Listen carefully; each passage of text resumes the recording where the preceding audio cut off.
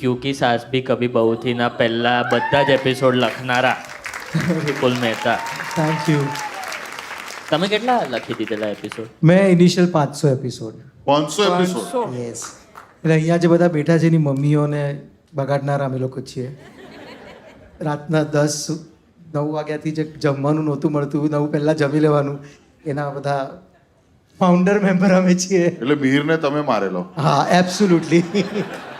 મળી ગયા મર્ડરર. આપણે આજે કયો દિવસ છે? આજે ગુરુવાર. હા, તો એ 4 દિવસ પછી મળશે. ના, ગુરુવારે જ મર્યો હતો. અચ્છા, ના પણ સોમવારે શરૂ થયું છે ને મરવાનું, એટલે ગુરુવારે મર્યો છે. હા, ના, ગુરુવારે જ મર્યો હતો.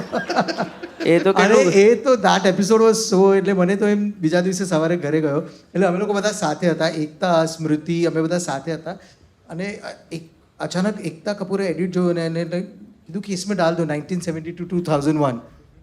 તો ક્યાં કરીએ? તો કોઈ डाल दो ના.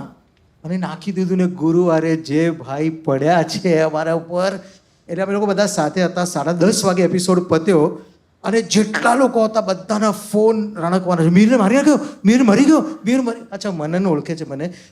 મનનના માસી અમેરિકા છે, અમેરિકાથી મને, એટલે જાણે મેં મર્ડર કર્યું મીરનું. તમે મીરને મારી નાખ્યો?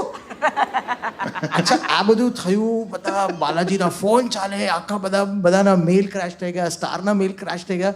ઘરે પહોંચ્યો સવારે 5:30 વાગે, સૂતો તો 7 વાગે સોસાયટીના 25 બૈરાઓ મીર કો માર ડાલા.